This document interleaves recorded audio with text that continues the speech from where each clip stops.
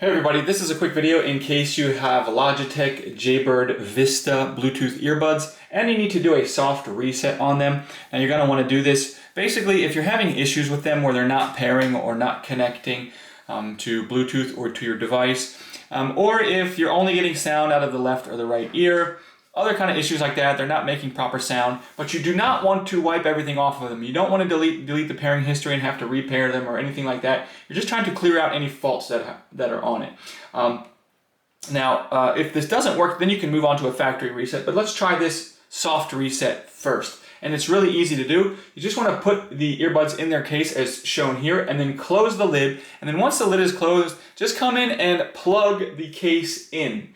This will automatically, once it gets plugged in, it will automatically turn the earbuds off.